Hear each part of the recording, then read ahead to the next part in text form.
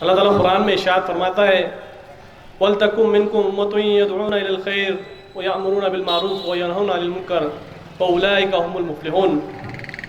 تم میں کچھ لوگ تو ایسے ضرور ہونے چاہیے جو نیکی کی طرف بلائے، بھلائی کا حکم دے اور برائیوں سے روکتے رہے۔ جو لوگ یہ کام کریں گے یہی لوگ فلاح پانے والے ہیں۔ انشاءاللہ ہمارے آگے کے مقرر ہے ڈاکٹر عمران احمد خان صاحب، امیر مقامی جماعت اسلامی ہند وسط۔ ان کا عنوان ہے ملت اسلامیہ کا مقصد وجود۔ میں محترم سے گزارش کروں گا کہ اپنے اظہار خیال یہاں پیش کریں۔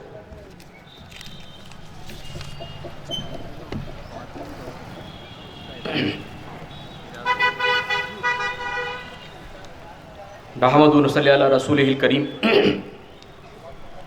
اعوذ باللہ من الشیطان الرجیم، بسم اللہ الرحمن الرحیم۔ کنتم خیر امۃ اخرجت للناس تأمرون بالمعروف وتنہون عن المنکر، وقال اللہ تعالی وکذالک جعلناکم امۃ وسطا لتکونوا شہداء علی الناس۔ صدق اللہ مولانا العظیم والمولا الکریم۔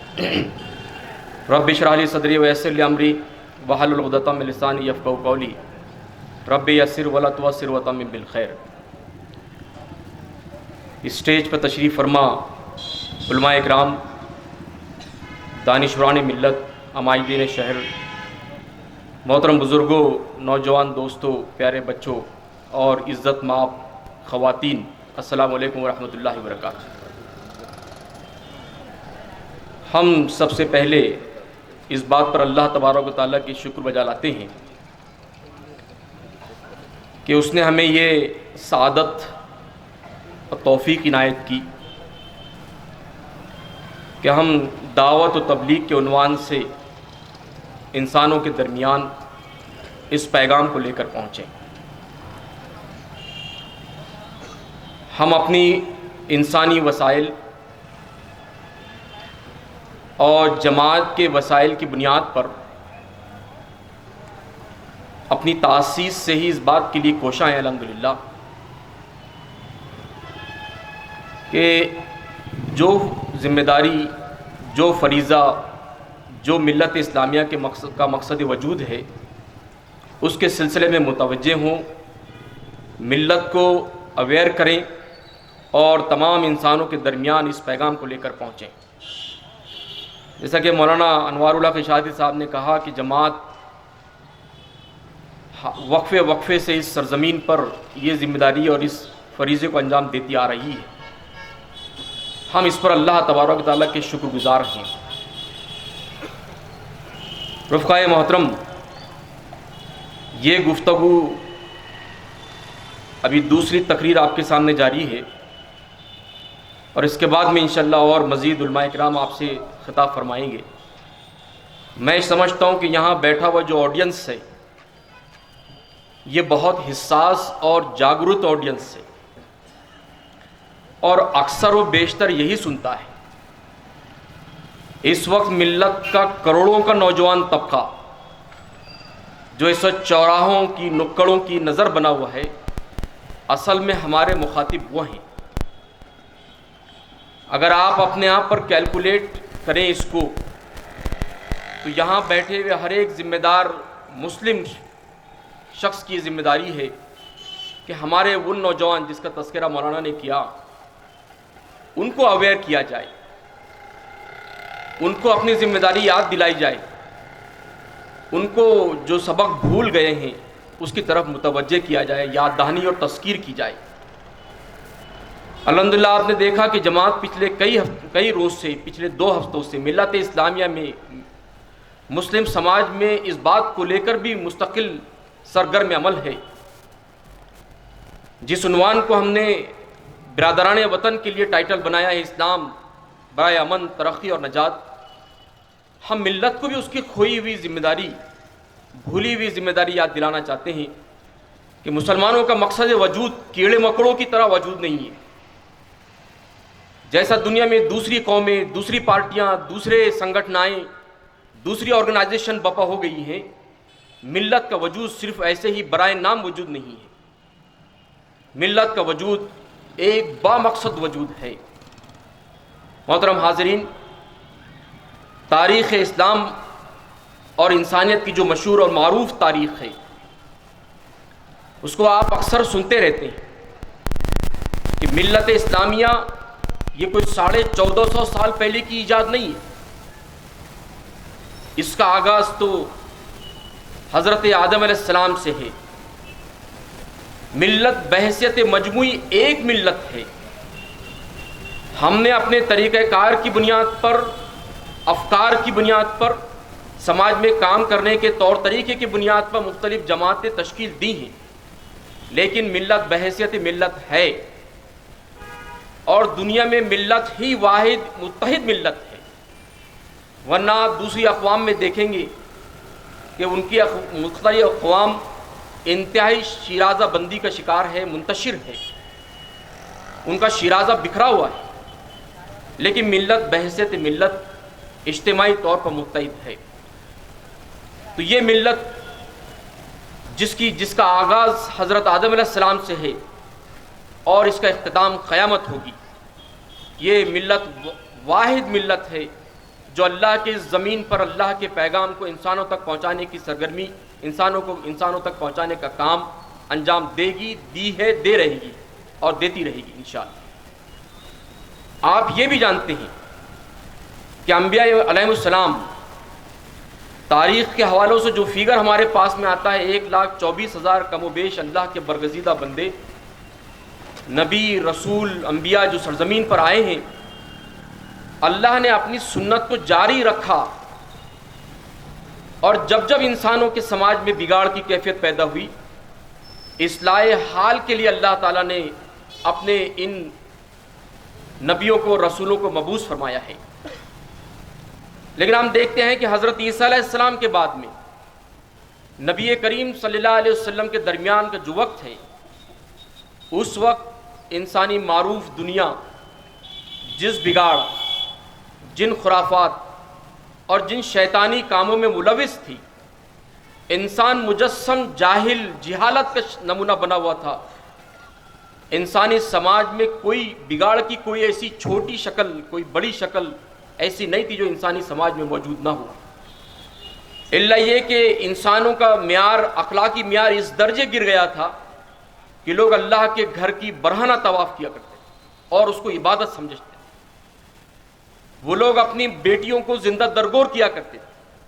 لیکن آپ دیکھیے کہ سارے بگاڑ کی صورتحال کو تدوین کیا گیا، جمع کیا گیا، اور اس کے بعد میں حضرت محمد صلی اللہ علیہ وسلم کو مبعوث کیا گیا. اس کے پہلے کی ساری امتیں معزول کی گئیں.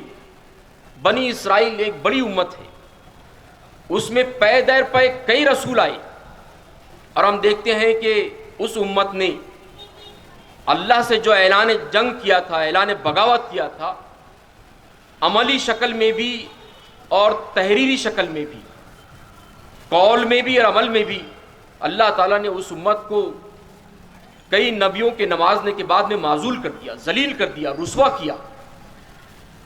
بعد میں ہم دیکھتے ہیں کہ اللہ کے رسول صلی اللہ علیہ وسلم کو مبعوث کیا گیا، اور آپ کے ساتھ میں جو امت کو نکالا، برپا کیا، اس میں وہ بات ارشاد کی گئی ہے جس کا تذکرہ مولانا نے بھی کیا، اخرجت للناس، تم خیر امت ہو، کنتم خیر امت اخرجت للناس.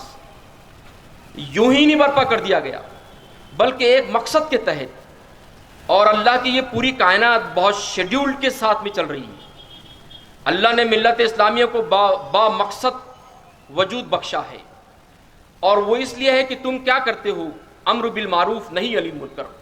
تو آپ دیکھیے کہ صحابہ کرام کے ساتھ میں، نبی کریم صلی اللہ علیہ وسلم کے ساتھ میں ایک بڑی ٹیم جو 23 سال کے مختصر ترین وقفے میں آپ کے اطراف میں جمع ہوئی، انہوں نے یہ امر بالمعروف اور نہی عن المنکر کے جو فریضہ ہے، قرآن کی آیت اسی طرح ہم پر فرض ہے جس طرح کہ نماز، روزہ، زکوٰۃ اور حج فرض ہے.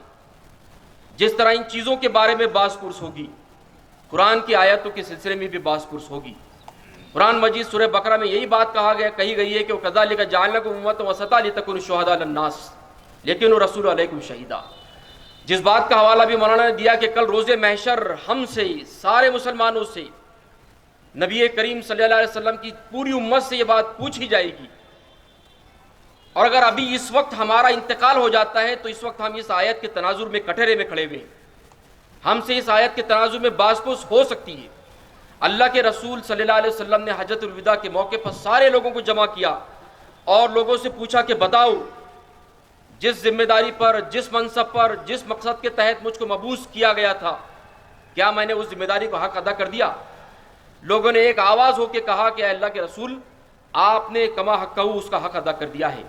اللہ کے رسول نے کہا اللہم اشہد، 3 مرتبہ اپنی قیادت کی انگلی آسمان کی طرف اٹھائی اور اللہ کو گواہ ٹھہرایا اس وقت کے موجودہ انسانوں کے لیے، اس وقت کے موجودہ لوگوں کے لیے، اس وقت کے سماج کے لیے، کہ یہ لوگ اس وقت گواہی دے رہے ہیں کہ جس کام کے لیے تو نے مجھے مامور کیا ہے، فائز کیا ہے، مبعوث کیا ہے، میں نے اس ذمہ داری کو کما حق ادا کر دیا ہے۔ رفقائے محترم، اس وقت اورنگ آباد ایک تاریخی شہر ہے، یہاں پر وہ لوگ جو دین کا کام ایک صدیوں سے کر رہے ہیں، وہ ساری جماعتوں کے ذمہ داران جو اپنے آپ کو دینی سرگرمیوں میں، ملی کاموں میں، سماجی کاموں میں ملوث کیے ہوئے ہیں، سرگرم عمل ہیں، وہ سٹی چوک کے چوراہے پر کھڑے ہو کے یہ چیلنج قبول کر سکتے ہیں کیا؟ ہم روشن گیٹ پر کھڑے رہ کے یہ لوگوں سے پوچھ سکتے ہیں کہ کیا ہم نے دعوت پہنچا دی؟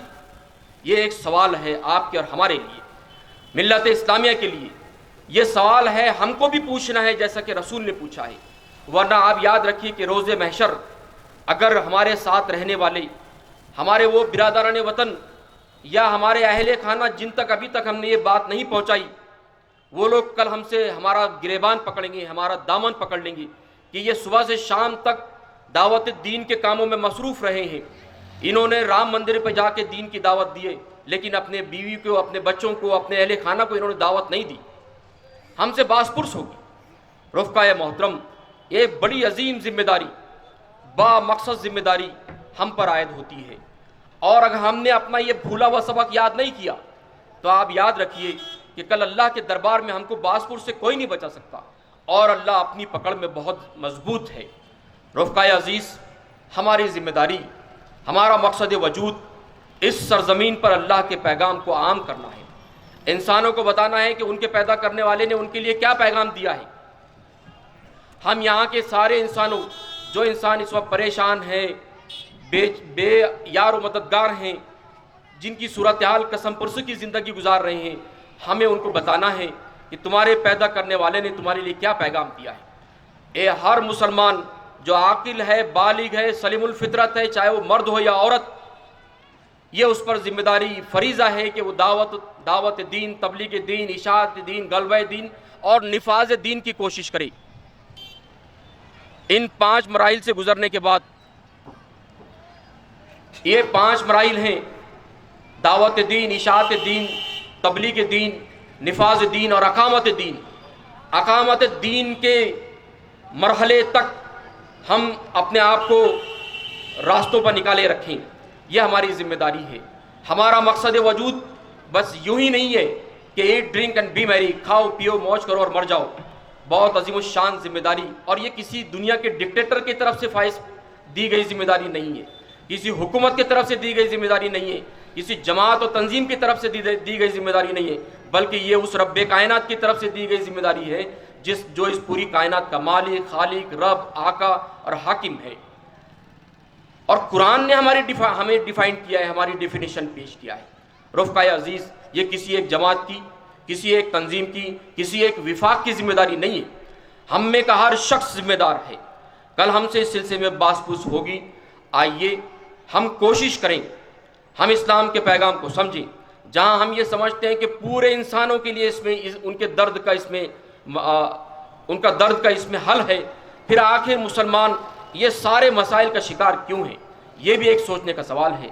یہی ملت اسلامیہ جب قرآن سے اور اللہ سے اور اس کے رسول سے اس کی والہانہ محبت تھی، اللہ اور اس کے رسول سے اس کا عشق تھا، جنون کی حد تک کیفیت تھی، تو آپ دیکھیے کہ دنیا آپ کے قدموں میں ڈھیر تھی۔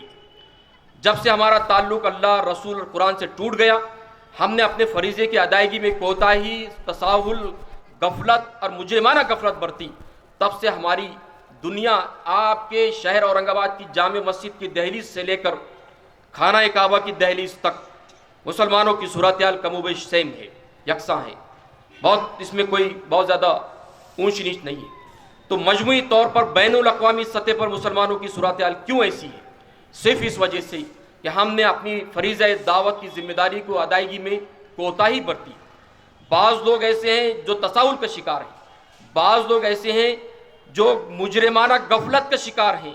تو ہم کو تذکیر کرنا ہے، یاد دہانی کرنا ہے، اپنی بھی تذکیر کرنا ہے، لوگوں کی بھی تذکیر کرنا ہے، اور پھر اس پورے پیغام کو ملت اسلامیہ کا ہر فرد، یاد رکھیے کہ ہر فرد جہاں تک یہ آواز پہنچ رہی ہے، ہم تمام اس بات کے ذمہ دار ہیں کہ ہم اپنی موت سے پہلے اپنی ذمہ داری کی ادائیگی کی فکر کریں، اس کے سلسلے میں بیدار ہو جائیں، ایک دوسرے کو بیدار کریں، ایک دوسرے کو توجہ دلائیں، تب جا کے ملت میں بھی صورتحال بدلے گی، ایک چینج واقع ہوگا، اور یہاں کے کروڑہا انسان جو ہمارے بھارت دیش میں، ملک عزیز میں بستے ہیں، ہم ان کے بھی دکھ اور درد، ان کی پریشانیوں کا حل رکھتے ہیں۔